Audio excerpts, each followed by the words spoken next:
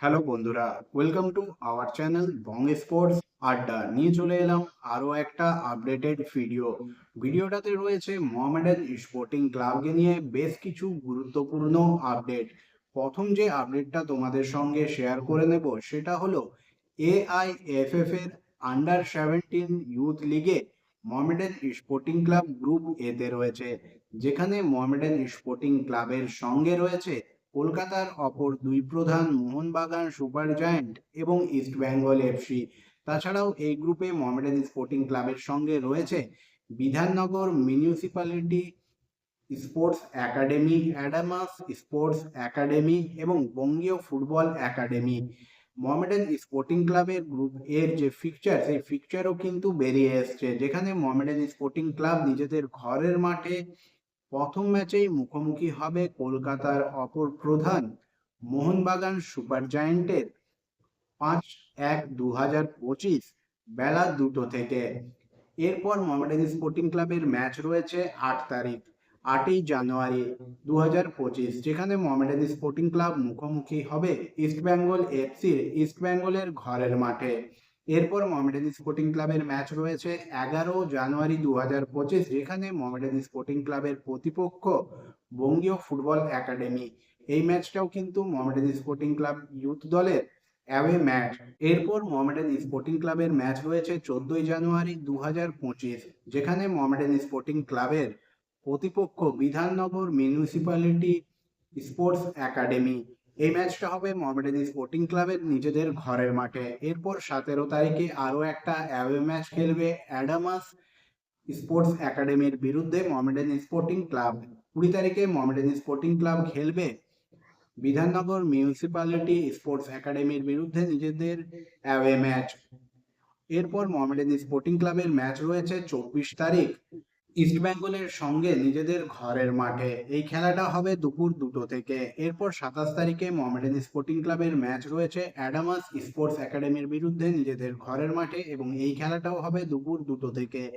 এরপর 30 তারিখ Mohammedan sporting club খেলবে মোহনবাগান সুপার জায়ান্টের সঙ্গে মোহনবাগানের ঘরের মাঠে। এই খেলাটা হবে সকাল 10:30 থেকে। এরপর মোহামেডান স্পোর্টিং ক্লাব খেলবে 2 ফেব্রুয়ারি 2025, যেখানে মোহামেডান স্পোর্টিং ক্লাবের প্রতিপক্ষ বঙ্গীয় ফুটবল একাডেমি এবং এই খেলাটাও হবে দুপুর 2টো থেকে মোহামেডান স্পোর্টিং ক্লাবের নিজেদের ঘরের মাঠে। এই ছিল মোহামেডান স্পোর্টিং ক্লাবের সর্বভারতীয় ফুটবল ফেডারেশনের অনূর্ধ্ব 17 ইউথ লিগে ফিকচার। এরপর চলে আসবো পরবর্তী আপডেটটা কিন্তু মোহামেডান স্পোর্টিং ক্লাবের সমর্থকদের মোটেই খুশি করবে না। এর আগে আমরা দেখতে পেয়েছি চোট আঘাত সমস্যা, কার্ড সমস্যা, দলের হতশ্রী পারফরম্যান্স, দলের বাইরে এবং ভেতরে নানা ধরনের সমস্যা। আরো একটা বড় সমস্যা কিন্তু মোহামেডান স্পোর্টিং ক্লাবে উঠে এসছে।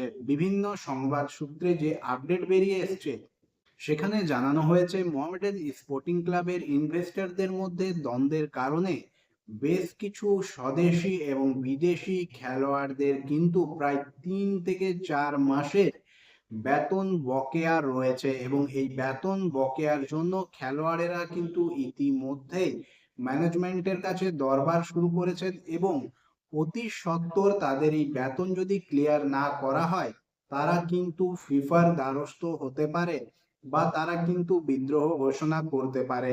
এক্ষেত্রে যে সমস্ত দেশীয় এবং স্বদেশি খেলোয়াড়দের নাম উঠে আসছে, তাদের মধ্যে অন্যতম হলেন রবি মানজুকি, ফ্রাঙ্কা, অগিয়ার, জুডিকা এবং আরো অন্যান্য বেশ কিছু স্বদেশি খেলোয়াড়ও কিন্তু এরই মধ্যে রয়েছে। অর্থাৎ একে তো মাঠের মধ্যে দলের হতশ্রী পারফরমেন্স, মাঠের বাইরেও বিভিন্ন দ্বন্দ্ব সমস্যা কিন্তু প্রতিনিয়ত লেগেই রয়েছে মোহামেডান স্পোর্টিং ক্লাবে। এখন যদি মোহামেডান স্পোর্টিং ক্লাবের খেলোয়াড়েরা ফিফার কাছে যায় বা বিদ্রোহ ঘোষণা করে, তাহলে যেমন দল নামাতে, দলকে মোটিভেট করতে অসুবিধা হবে ম্যানেজমেন্টের, একই রকম ভাবে ফিফার কাছে এই ব্যাপারটা গেলে মোহামেডান স্পোর্টিং ক্লাবকে কিন্তু আসন্ন ট্রান্সফার উইন্ডোতে ব্যানের মুখোমুখি হতে পারে, যা কিন্তু মোহামেডান স্পোর্টিং ক্লাবের আসন্ন মরশুমে দল গঠনের ক্ষেত্রে কিন্তু বড়সড় একটা ধাক্কা দেবে এবং ঐতিহ্যবাহী একটা ক্লাবের জন্য যা কখনোই কিন্তু কাম্য নয়। মোহামেডান স্পোর্টিং ক্লাব দলের অন্দরে যে ঝামেলা বা মাঠের বাইরের যে সমস্ত বিষয় যত দ্রুত সম্ভব শর্ট আউট করতে পারবে, তা কিন্তু দলের জন্য এবং ক্লাবের জন্য মঙ্গলজনক। প্রতিনিয়ত এই ঝামেলা ঝঞ্ঝট সমর্থকদের যে হতাশ করছে তাই নয়, পুরো ফ্যান বেস কিন্তু এর ফলে ধীরে ধীরে ফুটবল মাঠ থেকে দূরে সরে যাচ্ছে। আমরা দেখতেই পাচ্ছি মোহামেডান স্পোর্টিং ক্লাবের খেলায় কিন্তু দর্শক সংখ্যা প্রতিনিয়ত কমছে। দলের পারফরমেন্স, দলের বাইরের এই ঘটনা যত জলদি শর্ট আউট হবে এবং দল যত দ্রুত জয়ের রাস্তায় ফিরবে ততই মঙ্গল। দলের দ্রুত জয়ের রাস্তা ফেরার জন্য কালকে মোহামেডান স্পোর্টিং ক্লাব খেলতে নামছে কেবিএফসির বিরুদ্ধে। মোহামেডান স্পোর্টিং ক্লাব এবং কেবিএফসি দুটো দলেই কিন্তু এই মুহূর্তে ডামাডোলের মধ্যে রয়েছে। মোহামেডান স্পোর্টিং ক্লাবের হতশীল পারফরমেন্স, ঝামেলা, একই রকম ভাবে কেবিএফসিরও হতশীল পারফরমেন্স কিন্তু লেগে রয়েছে তারকা সমৃদ্ধ দল গড়েও। কোচ বদল ইতিমধ্যেই হয়ে গেছে কেবিএফসিতে। কেবিএফসি লাস্ট 5টা ম্যাচে কিন্তু 4টে ম্যাচে পরাজিত হয়েছে, মাত্র একটা ম্যাচ তারা জিতেছে চেন্নাই এফসির বিরুদ্ধে। অন্যদিকে মোহামেডান স্পোর্টিং ক্লাব লাস্ট 5টা ম্যাচে 4টে হেরেছে এবং একটা ম্যাচ ড্র করেছে। অর্থাৎ দুই দলের এই লাস্ট 5 ম্যাচের পরিসংখ্যান যথেষ্ট হতাশাজনক এবং লজ্জাজনক। অন্যদিকে এই দুটো দল প্রথমবার আইএসএল এ মুখোমুখি হয়েছিল তখন কিন্তু বাজি মেরেছিল কেবিএফসি। সেখানে তারা মোহামেডান স্পোর্টিং ক্লাবের বিরুদ্ধে পিছিয়ে থেকেও 2-1 গোলে জয় ছিনিয়ে নিয়েছিল। এবার কিন্তু মোহামেডান স্পোর্টিং ক্লাব চাইবে সেই পরাজয়ের বদলা নিতে, তবে সেটা দল কতটা করতে পারবে সেটাই এখন দেখার। প্রতিটা ম্যাচেই দল কিন্তু যথেষ্ট ভালো ফুটবল খেলছে, সে বিষয়ে কোনো সন্দেহ নেই। তবে সব থেকে বড় সমস্যা গোল করা এবং গোল ধরে রাখা, যেটা কিন্তু সিজনের প্রথম থেকেই মোহামেডান স্পোর্টিং ক্লাবের দলে উধাও। এক কথায় বলা চলে দলটা ভালো ফুটবল খেলছে বলতে বল নিজেদের দখলে রাখছে, অ্যাটাক করছে, তবে অ্যাটাকে গিয়ে পরে বল ফিনিশ করা বা গোল তুলে নেওয়া কোনো কাজটাই কিন্তু হচ্ছে না মোহামেডান স্পোর্টিং ক্লাবের। তাছাড়া মোহামেডান স্পোর্টিং ক্লাবের সব থেকে বড় সমস্যা হলো ডিফেন্স লাইন নিয়ে, যেখানে মোহামেডান স্পোর্টিং ক্লাব কিন্তু প্রতি ম্যাচেই দেখা যাচ্ছে বিভিন্ন ভুল ভ্রান্তি এবং যার ফলে গুরুত্বপূর্ণ সময়ে গোল খাচ্ছে মোহামেডান স্পোর্টিং ক্লাব।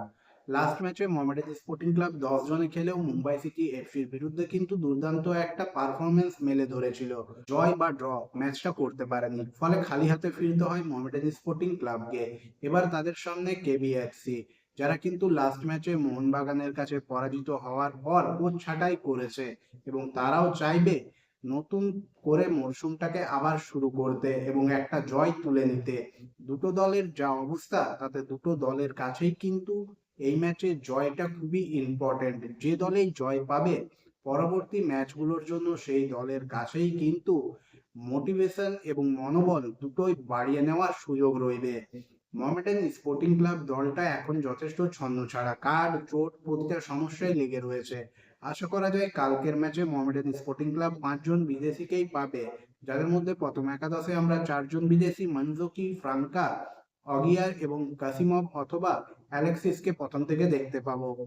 যদিও খাতায় কলমে কিন্তু কেবিএফসি দলটা মোহামেডান স্পোর্টিং ক্লাবের থেকে যথেষ্ট এগিয়ে রয়েছে এবং যথেষ্ট শক্তিশালী। পেট্রা হেমিনেজ, নোয়া সাদোয়ের মতো বিদেশি খেলোয়াড়রা কিন্তু এই দলটাই রয়েছেন। তাছাড়া কেবিএফসির স্বদেশি ব্রিগেডও যথেষ্ট শক্তিশালী, সেখানে রাহুল কেপি, কবির দাস, প্রীতম কোটালের মতো খেলোয়াড়েরা রয়েছেন। অর্থাৎ দলটা কিন্তু যথেষ্ট ব্যালেন্সড একটা দল, তবে দলটা কাঙ্ক্ষিত লক্ষ্য বা কাঙ্ক্ষিত জয় তুলে নিতে পারেনি পুরো মরশুম জুড়ে, কোথাও একটা ল্যাগ কিন্তু দলটার মধ্যে রয়ে গেছে। সেই দলটাই কালকে মোহামেডানের মুখোমুখি হবে। দুই হতশ্রী পারফরমেন্সকারী দল, একটা দল রয়েছে 11 নম্বরে এবং একটা দল রয়েছে 13 নম্বরে। সেই লিগ তালিকায় একেবারে শেষের সারির দুটো দল কিন্তু কালকে মুখোমুখি হচ্ছে। যে দলেই ম্যাচ জিতবে তারা মনোবল বাড়িয়ে নেওয়ার সুযোগ পাবে। মোহামেডান স্পোর্টিং ক্লাব এই ম্যাচটা জিতলেও তারা কিন্তু লিগ তালিকায় খুব বেশি ওপরে উঠতে পারবে না, তবে কেবিএফসি কিন্তু ম্যাচটা থেকে জয় তুলে নিয়ে লিগ টেবিলে যে স্থানে তারা রয়েছে সেটার উন্নতি করার চেষ্টা করবে। এখন দেখার কালকে কোন দল বাজি মারে। দুই তলানিতে থাকা দলের মধ্যে কাল যে একটা দারুণ বা দুর্দান্ত লড়াই হবে তা কিন্তু বলাই যায়। দুটো দলেই জয়ের জন্য ঝাঁপাবে। এখন দেখার শেষ পর্যন্ত শেষ হাসি কোন দল হাসে, মোহামেডান স্পোর্টিং ক্লাব নাকি কেবিএফসি। বন্ধুরা, তোমাদের কি মনে হয় মাঠে মাঠের বাইরে নানা সমস্যায় জর্জরিত মোহামেডান স্পোর্টিং ক্লাব কি জয়ে ফিরতে পারবে কালকের ম্যাচে, নাকি আরো একটা হতাশাজনক দিন অপেক্ষা করছে মোহামেডান স্পোর্টিং ক্লাবের সদস্য সমর্থকদের জন্য? অবশ্যই তোমরা তোমাদের মতামত কমেন্ট করে জানাতে ভুলবে না। আজকের এই ভিডিওটা বন্ধুরা এই পর্যন্তই। ভিডিওটা যদি ভালো লেগে থাকে অবশ্যই লাইক, কমেন্ট এবং শেয়ার করে দিও। চ্যানেলটাকে সাবস্ক্রাইব করে নিয়ে নোটিফিকেশন বেল অন করে নিও এইরকমই আপডেটেড ভিডিও সবার আগে পাওয়ার জন্য।